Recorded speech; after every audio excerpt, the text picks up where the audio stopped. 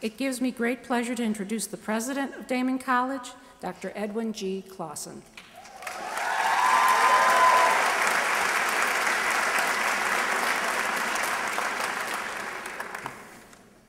Good afternoon, everyone. It's enough to be up here to have the privilege to address everyone who's in this room, but particularly the 2012 graduates and the faculty who've done such a marvelous job over the last 4 to 6 years educating them. But it's particularly nerve-wracking when what you had planned to do is different from what's in the program. So I'm going to alter it a little bit, if you don't mind. Usually we go where I introduce the speaker, then the speaker speaks, then we go to the remarks. I'm going to combine the introduction with to the speaker and the remarks all in one. Okay, so we'll shift it along, and then our distinguished commencement speaker will come forward, and we will move into the awards after that. So I apologize for some shifting in the process. I would especially like to reach out to all family members and friends of our graduates, many of whom have traveled long distances to share with us in the celebration of their achievements. We thank you. Your graduates-to-be thank you, and we're all extremely glad that you're here. It's in the spirit of this auspicious occasion that celebrates all of your accomplishments and the role that many of you have played in the learning process that I would like to ask, first and foremost, if the parents in the room would you please stand so that we can congratulate you and thank you for what you've done. Please stand.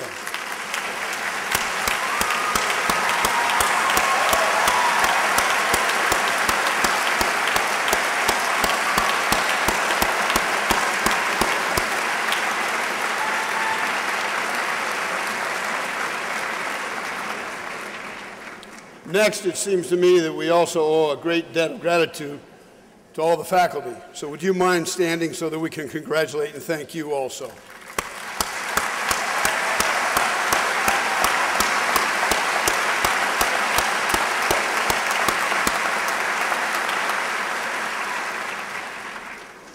Also, of course, the well-being of the college and therefore your education has much to do with the participation of the Daemen College Board of Trustees.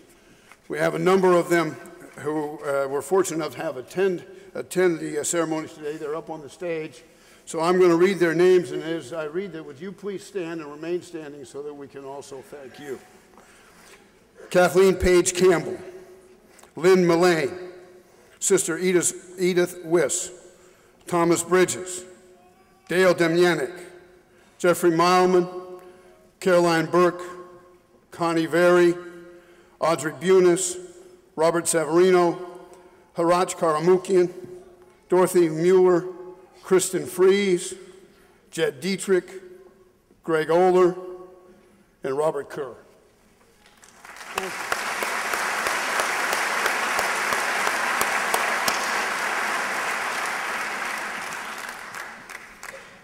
I'd also like to thank, and this is certainly close to the last, but very important, and that is the officers of the college who are also on stage. And I'm going to call them, their names, ask them to stand up also.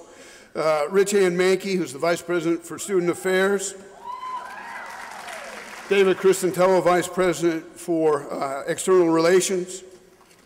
Robert Beiswinger, Vice President of Business Affairs and Treasurer of the college. Patricia Rupert Brown, Vice President for Enrollment Management. Michael Brogan, Vice President for Academic Affairs and Dean of the college.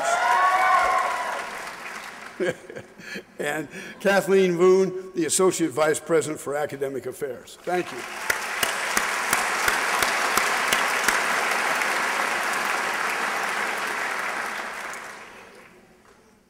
Of course, this event wouldn't happen if it were not for the Commencement Committee, whose dedication and amazing hard work make all of this possible.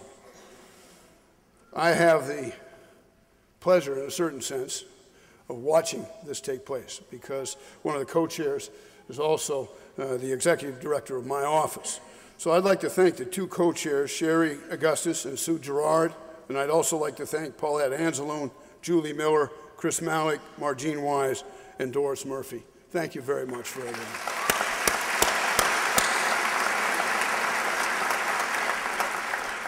I'd also like just quickly to thank maintenance and operations. They're always behind the scenes. They're never out here. You never get a chance to see them. But trust me, they work long hours very diligently to make things flow smoothly, and they've done it again this year. Now, most of you will notice, I don't know how you can miss it, there's a flag behind us, right? And it's 30 feet by 16 feet, and it was hand-sewn by a group of students from the class of 2002. And it's a symbol of the tragedy of 9/11, but also of the spirit of unity in face of that tragedy. It is also a symbol of the college's commitment to our veterans as they come home to move forward from having been in a war. Now, for 11 years, I was the academic vice president, and I enjoyed a sense of satisfaction that comes during this ceremony, from seeing each graduate cross the stage to receive their diplomas. This year, I've had the honor and the privilege, as president, of personally congratulating each student. To each of you, this is a day you have waited and worked so hard for.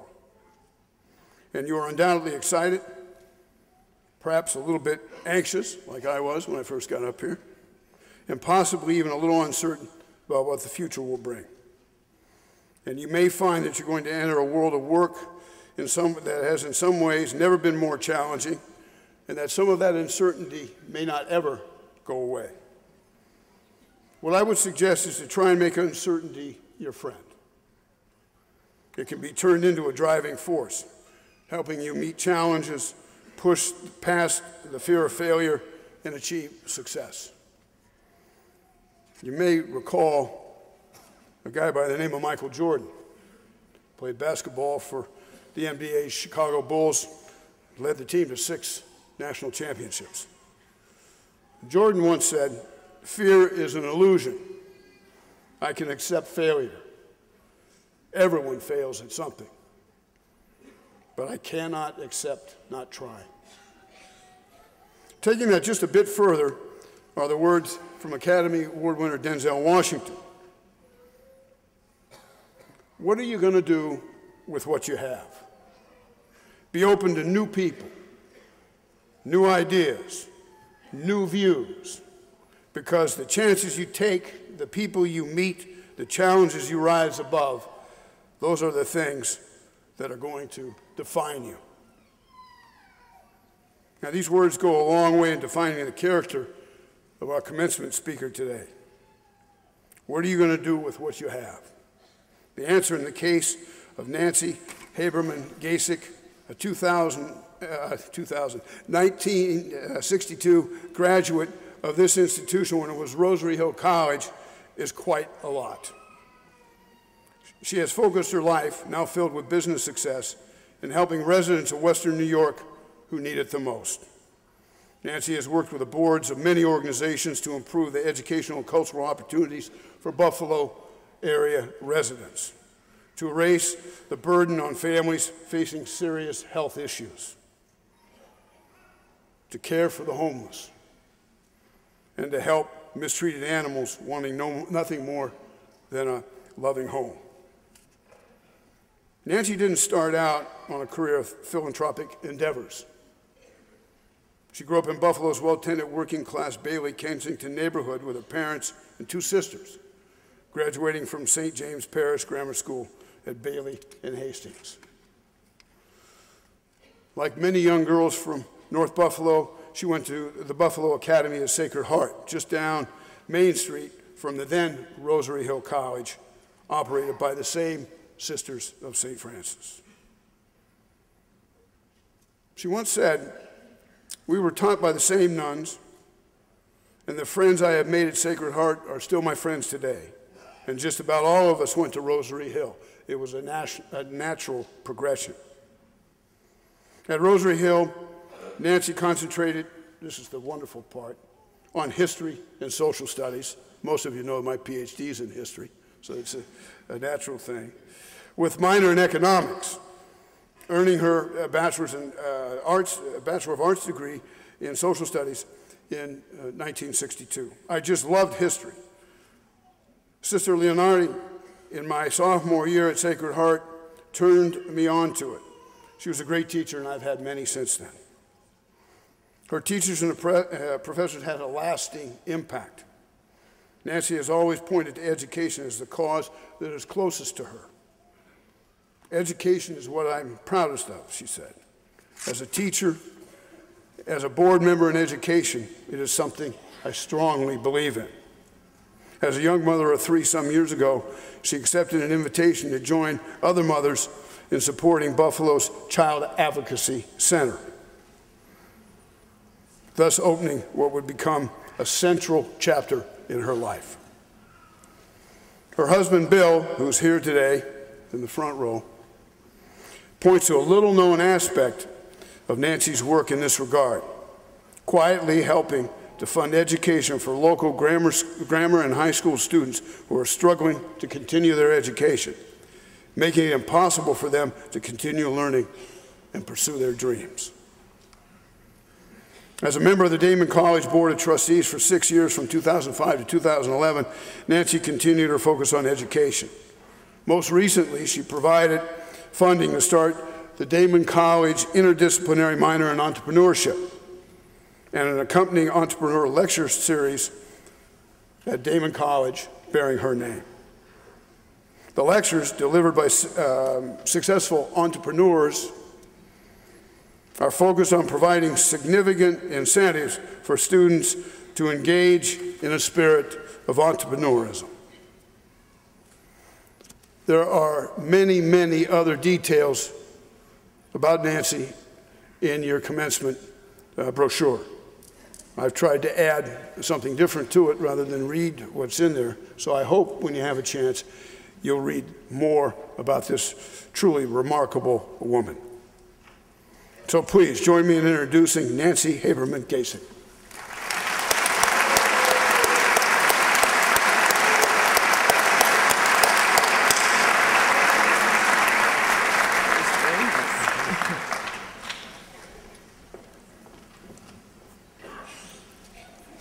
Thank you, President Clausen.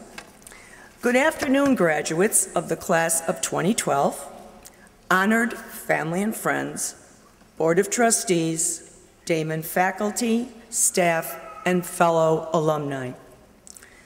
When President Clausen called and invited me to serve as your commencement speaker, I was certainly honored, but I was also concerned about the responsibility of writing a commencement speech with a meaningful theme and of an appropriate length. Because as my family will tell you, I can get wordy. However, in his inimitable style, President Clausen calmly calmed my concerns when he told me, "Nancy, you'll be great. No pressure there. You have a world of experience to share with our graduates. And you only have 10 minutes to speak."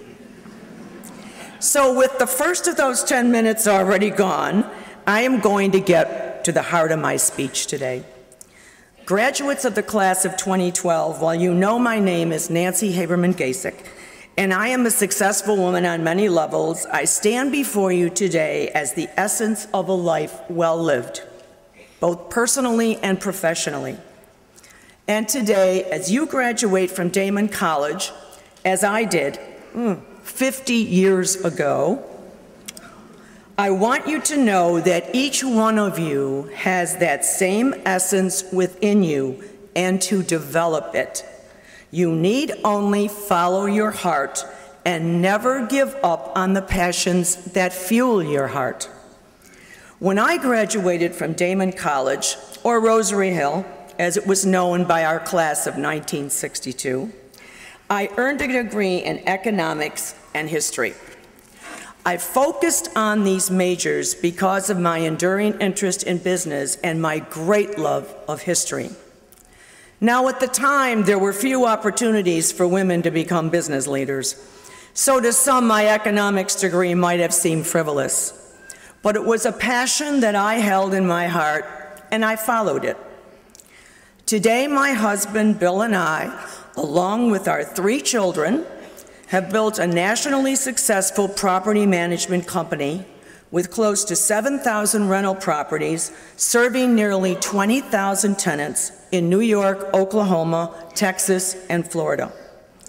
In helping to create the company, I used that economics degree that was my heart's passion, and great business success followed.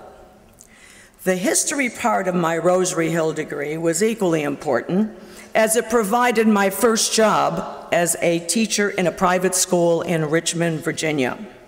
However, as Bill and I established our family business and our family, I gave up the classroom, but not my love for history.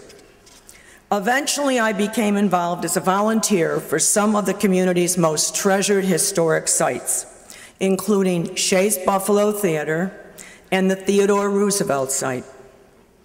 At the Roosevelt site, I became an orientator for their docent program, teaching the history of the building and of our city to volunteer tour guides. Once again, my heartfelt passion followed and fulfilled, but not in a way that I ever imagined. This is why, even when it seems your passions have been thwarted, it's so important to continue to believe in them. Never, never give up. I have a little story to share with you today about never giving up on your passions, no matter what they may be. I served as a volunteer board member for Shea's Theater. During my board service, I had two goals for which I was truly passionate. One was to expand Shea's programming and outreach to children, and I am proud to say that today Shea's has a remarkable educational outreach program that enriches the lives of thousands of Western New York school children every year. My second goal involved a theater renovation, which throughout my 6 years on Shea's predominantly male board, I brought up, discussed, nagged, and became a relentless advocate. And that was the need for more women's restrooms. There's those ladies out there. There they are. Now, you may laugh and think that this was a simple thing, but at the time, it was a real issue for Shea's theater goers, especially we women. For 6 years, my restroom, please, fell on deaf ears. But I was truly passionate about this issue, and every time I was ignored, I became more determined to succeed.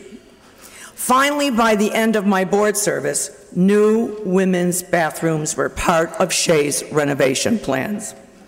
Maybe not the most earth-shattering of my achievements, but nonetheless, a heartfelt passion realized.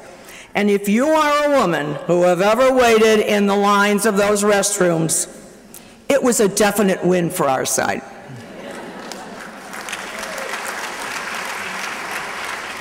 Throughout my life well lived, no matter the professional triumphs or challenges I have experienced, I have one, and I'll get a little emotional, I have one heartfelt passion that has never varied: my family.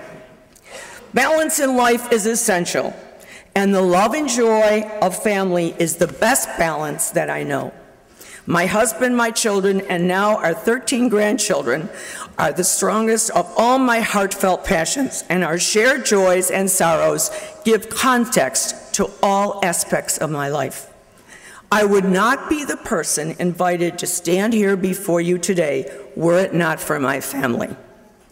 So please remember to find that person or people in your life that will love and support you, and who you can love and support in return. I promise you that they will serve as the true measure of your success in every aspect of your life well lived. And now, as I reach the 9-minute and 30-second mark of my speech, I want to take my last few seconds to tell you how much I admire each and every one of you in this Daemen graduating class of 2012. You are facing a much different world today than I did as a graduate 50 years ago. Truthfully, life then was much less complicated, and I have no doubt that your world ahead will be filled with challenges that today we can only imagine. But no matter the changes and challenges that await within each one of you, Within your heartfelt passions, you hold the key to your own life well lived, and the only person who can stop you is you. No matter how tough life can become, no matter how many people try to tell you that you can't, no matter how many times it may seem you are failing, always remember to listen to your heart, follow your passions, and when you meet obstacles, always be willing to try again. And I promise that if you do, you will endure, you will achieve, and you will become the essence of your own life well lived. Thank you for the honor of serving as your commencement speaker today. I have thoroughly enjoyed sharing in your special day, and I wish you all the very best that life has to offer.